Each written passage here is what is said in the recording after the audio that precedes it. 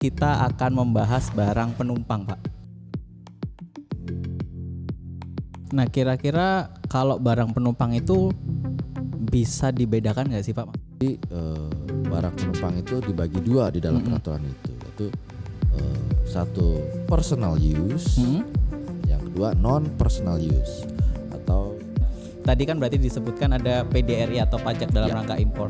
Di dalamnya itu apa aja sih, Pak? adalah bea masuk pertama itu sebesar 10%, PN sebesar 11%, ditambah PPh pasal 22 sebesar 10%. Terus tanya lagi, Pak nih. Biasanya tuh kan banyak warga negara Indonesia yang bekerja di luar negeri, mereka sering tuh bawa pulang uang tunai. Itu kira-kira ada batasannya nggak sih, Pak, untuk pembawaan uang tunai itu? Jadi memang ada aturannya tuh, yang setara dengan 100 juta ke atas, 100 juta rupiah ke atas, dia harus melaporkan ke petugas bea cukai.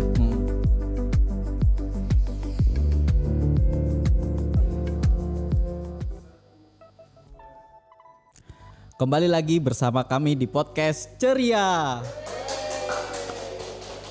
Dalam setiap episodenya kita akan membicarakan topik-topik bea cukai yang menarik dan mengupas semua hal yang harus Sobat Ceria ketahui tentang bea cukai. Kita juga akan mengundang para ahli untuk berbicara dan memberikan tips dan saran yang berguna untuk Sobat Ceria dimanapun kalian berada. Sudah siap untuk belajar dan bersenang-senang bersama kita? Mantap.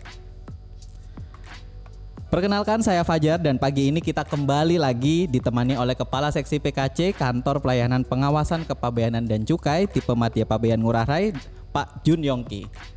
Selamat pagi, Pak. Kita ketemu lagi. Apa kabar? Pagi baik. Aduh, Mas Emon lagi. Udah nonton pas? Belum nih, Pak. Belum. Masih iya. banyak listnya, Pak. Oh iya. Nah, hari ini kita udah nggak bahas barang pindahan, kita akan membahas barang penumpang, Pak. Langsung aja, pertama-tama Yang pasti lagi hot ya. Lagi hot, viral di mana-mana Iya. nih, Pak. Kira-kira peraturan apa sih, Pak, yang mendasari untuk barang bawaan penumpang ini? Nah, ini pada episode sebelumnya kan Ibu Kepala Kantor kita, Bu Mira Puspita Dewi kan pernah memberikan gambaran besarnya ya. Nah, sekarang kita mulai ke teknisnya nih. Nah, kalau pertanyaannya adalah apa dasar peraturannya? Maka dasar peraturannya adalah Peraturan Menteri Keuangan nomor 203 tahun 2017 tentang ketentuan ekspor dan impor barang yang dibawa oleh penumpang dan awak sarana pengangkut. Serta peraturan yang lainnya, yaitu peraturannya adalah Peraturan Direktur Jenderal Bea dan Cukai nomor 09 tahun 2018. Gitu Mas Fajar. Nah, kira-kira kalau barang penumpang itu bisa dibedakan nggak sih, Pak? Maksudnya ada barang penumpang dan barang non penumpang itu. Oh iya, pasti Mas Fajar. Jadi barang penumpang itu dibagi dua di dalam peraturan itu, yaitu satu personal use, yang kedua non personal use, atau yang dalam bahasa Indonesianya itu adalah satu barang pribadi, ya barang keperluan pribadi penumpang, yang satunya lagi yang non barang keperluan pribadi penumpang, seperti itu. Nah, kalau kira-kira yang termasuk nih barang bawaan penumpang atau barang pribadi penumpang itu apa aja? Memang menarik sekali ya, kita ada tadi disebutkan barang non penumpang. Itu berarti kan bisa bilang termasuk just tip ya, Pak Jun ya? Just tip gitu. Cuma kali ini kita coba bahas yang barang penumpang. Kira-kira kriterianya apa aja sih, Pak? Barang yang personal use ya. Personal use, ya benar. Kriterianya itu ya yang dia itu digunakan untuk keperluan pribadinya dia. Contoh baju, kemudian perlengkapan pribadi ya, seperti mungkin kalau cowok, laki-laki itu ada yang saving, suka buat cukur tuh. Kemudian kalau perempuan mungkin ada sisir atau hair dryer atau apalah gitu ya. Pokoknya dia untuk keperluan pribadinya dia. Jumlahnya wajar dong, yang jelas. Kalau dia punya hair dryernya maksimal mungkin ya, atau cuma satu hair dryer ya. Kalau dia sampai bawa 5 atau 10 ya kan udah nggak wajar. Berarti bukan personal use. Seperti itu. Biasanya nih, Pak, ada netizen yang tanya, kan barang kita sudah di X-ray, kok ada orang yang diperiksa tapi ada orang yang nggak diperiksa. Itu kira-kira gimana Pak? Yang diperiksa itu berarti dia terindikasi ya, hanya baru terindikasi aja, belum pasti terindikasi dia membawa barang personal use-nya itu melebihi dari yang sewajarnya, atau ada barang lain yang mungkin sepertinya ini harus dicek dulu deh lebih lanjut. Gitu. Jadi perlu dibuka gitu ya Pak ya? Saya pernah diperiksa loh Pak. Pak Jun pernah diperiksa? Saya pernah diperiksa. Saya pernah diperiksa Pak. Waktu saya mau pergi dari Bali ke Jakarta. Saya di X-ray kan seperti biasa di X-ray kabin kita ya. Kemudian Pak tolong Pak dibuka. Nah seperti itu. Saya diperiksa pernah sama security bandara. Karena dia terindikasi saya membawa, waktu itu saya terindikasi membawa senjata tajam.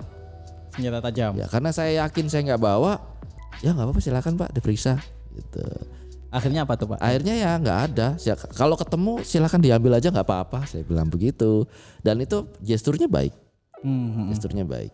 Ya. Jadi memang bukan berarti petugas X-ray itu tahu ya Pak? Tahu segalanya tidak. Dia hanya memverifikasi, memverifikasi apa yang terlihat di X-ray. Kan tidak ada satu mesin pun, satu benda pun yang bisa melihat persis apa isi barang dalam koper.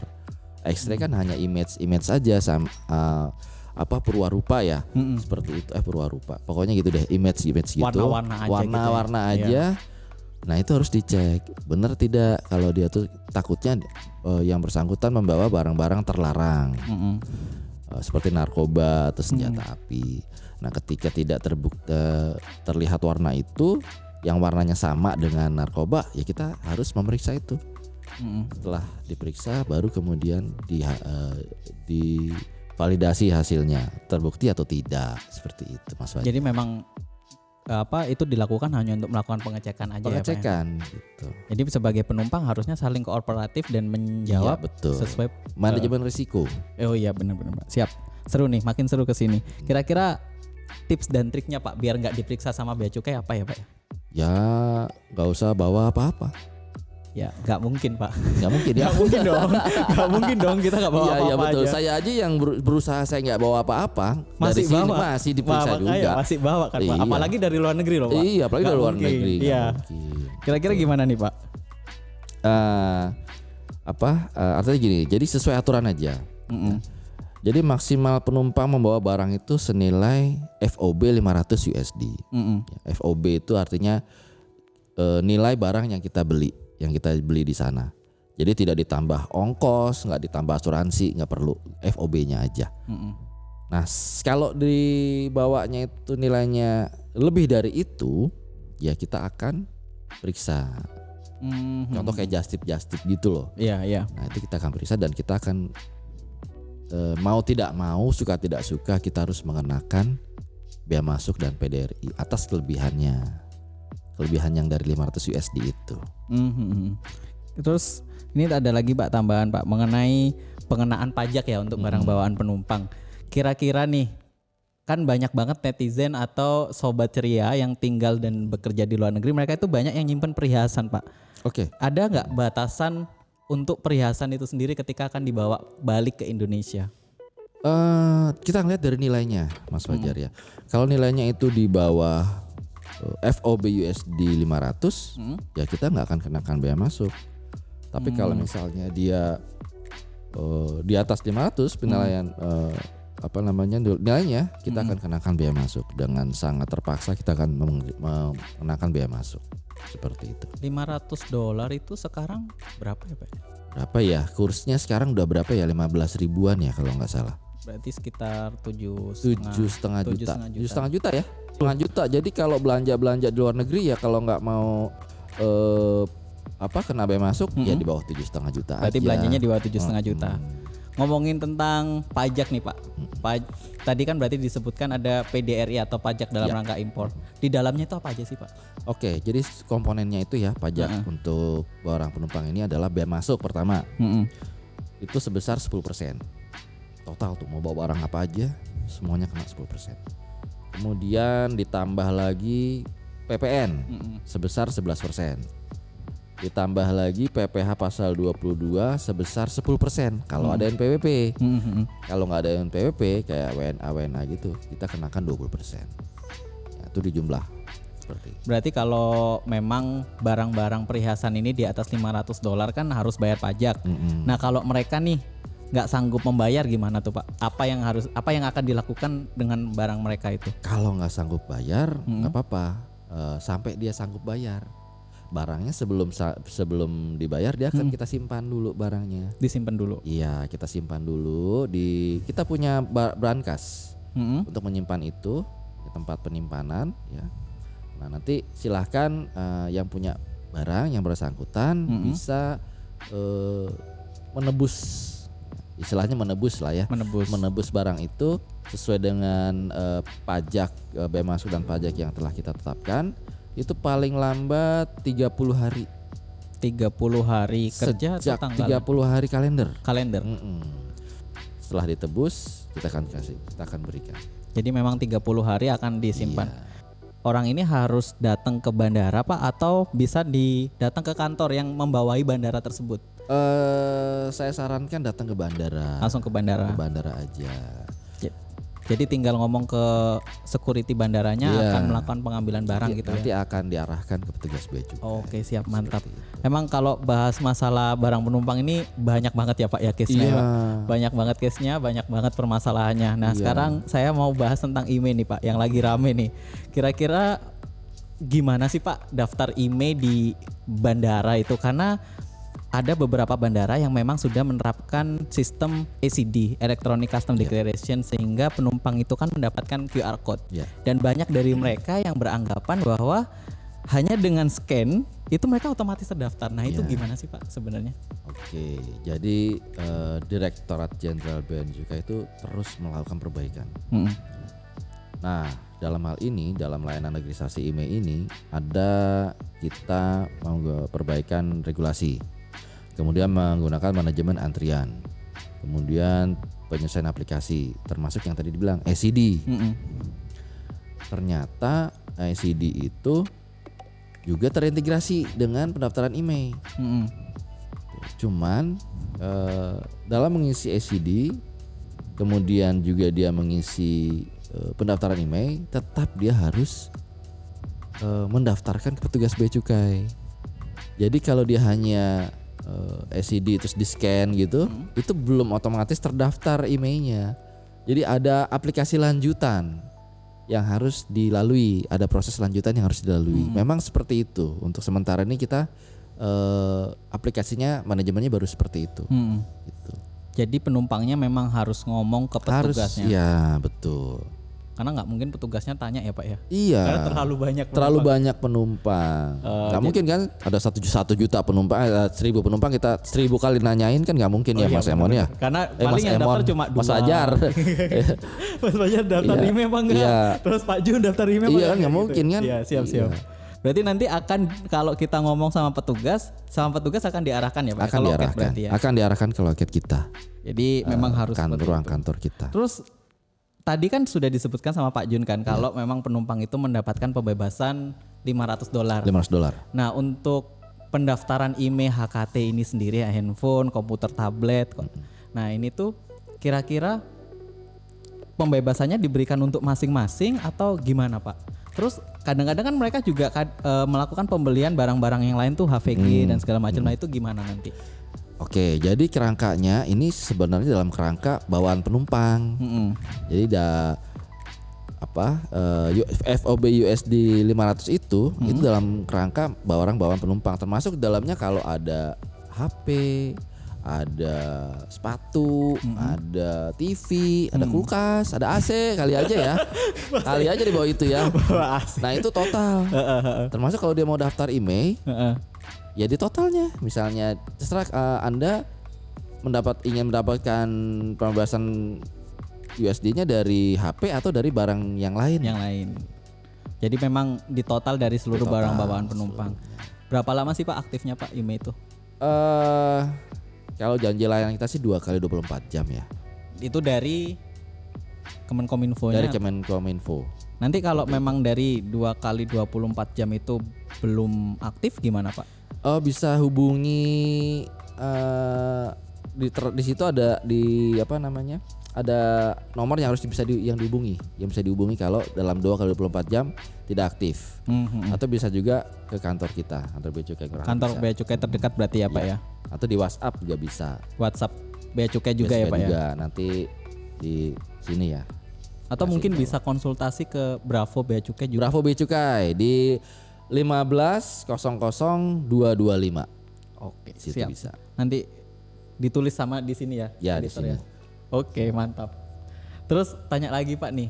Biasanya tuh kan banyak warga negara Indonesia yang bekerja di luar negeri, mereka sering tuh bawa pulang uang tunai. Masih belum bener-bener dalam bentuk uang nih Pak. Itu kira-kira ada batasannya nggak sih Pak untuk pembawaan uang tunai itu? Ada. Jadi uang tunai ya. Uang cash ya. Uang cash. Ini kebanyakan sih yang bawa uang tunai ini kebanyakan itu pekerja-pekerja kayak dari luar itu pengen gajian gitu ya, terus bawa uangnya ke Indonesia. Kayak belum sempet kali Pak. Belum sempet kali dia masuk ke ATM gitu ya. Kok bisa ya? Di sini aja kita udah rekening ya. Iya. Di sana masih cash aja ya, masih bajuan di kita ya Pak ya. Iya. Mungkin memang di tempatnya nggak ada Pak. Mungkin. Atau jauh banget gitu. Bisa di laut sih ya. Iya. Karena saya dengar sih banyak kan semen ini ya. Kalau pengalaman saya memang banyak dari warga negara Indonesia yang bekerja sebagai pegawai di kapal. Jadi memang mungkin karena habis dari kapal langsung naik pesawat gitu kali Pak. Jadi belum sempat bawa. Iya. Di kapal kan juga nggak ada ATM kali. Saya ATM. juga belum pernah naik kapal pesiar Pak. Iya, jadi gimana nih Pak? Jadi memang ada aturannya tuh ternyata Mas Fajar. Jadi boleh silakan bawa uang tunai cash gitu ya, 1 koper, 2 koper, 4 koper silakan nggak apa-apa. Tapi jumlahnya 100 yang setara dengan 100 juta ke atas, 100 juta rupiah ke atas, dia harus melaporkan ke petugas Bea Cukai dan wajib mengisi di ECD-nya. Di ECD-nya dilaporin. ECD-nya wajib ngasih tahu saya membawa uang sekian ratus juta atau sekian puluh dolar yang setara dengan sekian rupiah gitu. Nah itu kita harus lapor. Karena gini ya Mas Fajar ya, saya juga ingin mengingatkan kalau nggak lapor di situ bisa kena sanksi administrasi. Berapa tuh Pak? Itu 10% dari selisih ya. Selisih yang tidak dilaporkan. Selisih yang tidak dilaporkan lah. Kalau misalnya dia nggak melaporkan, kemudian terlihat tadi di X-ray ya. Iya. Balik lagi nih masalah X-ray. Dia sih kelihatan tuh kayak bentuk-bentuk uang gitu. Ya dia kan pasti diperiksa dulu, kita uji ya kan diperiksa. Ternyata dia tidak melapor. Ya berarti 10% dari totalnya. Dari seluruh yang tidak dilaporkan yang dilaporin gitu. Misalnya ternyata dia lapor, dia ada etiket melapor, dia bawa duit 150 juta setara ya. Iya. Tapi yang ditulis sama dia laporannya cuma 110 juta. Iya. Berarti ada selisih dong. 40 juta. 40 juta. Nah, selisihnya ini karena dia tidak kasih tahu, kita akan kenakan sanksi sebesar 10%. 10% dari 40 juta itu tadi. Kalau di atas 1 miliar Pak gimana? Itu harus ada izin dari BI. Dari BI-nya. BI Bank Indonesia. Repot juga ya. Berarti kalau enggak itu nanti kena sanksi juga kalau nggak salah itu maksimal 300 juta. Iya, maksimal 300. Terus kalau ada lagi nih Pak yang tanya biasanya. Ada kan beberapa produk nih yang tidak ada di Indonesia. Misal buah-buahan atau daging-dagingan gitu, kira-kira boleh nggak sih Pak bawa? Nah, itu gimana ya? Boleh nggak? Itu baran karantina. Harus ada rekomendasi dari baran karantina ya. Biasanya sih kalau nggak lapor, kita punya tuh di bandara itu ada kayak semacam keranjang sampah atau tong sampah yang disediakan oleh badan karantina. Itu untuk membuang kayak itu barang-barang kayak daging, buah yang nggak lapor lah, maksudnya nggak ada izin dari karantina. Nah kita buang situ untuk kemudian serahkan nanti ke karantina, kemudian akan dimusnahkan. Wah, berarti emang banyak banget ya. Berarti semuanya itu ada di ECD ya Pak ya? ECD. Semua patokannya hal-hal yang perlu, yang boleh sama yang tidak boleh atau yang harus dilaporkan. Iya, betul. Semuanya ada di ECD. Iya. Nanti kalau misal nih Pak, ada kantor yang bandaranya itu belum menerapkan ECD. Nah itu kira-kira daftarnya gimana ya Pak? Oh, kalau mau daftar IMEI misalnya ya. Misal IMEI nih, daftar IMEI nih. Itu bisa ke ini, ke websitenya Bea Cukai. Ada sendiri Ada ya? sendiri. www.beacukai.go.id.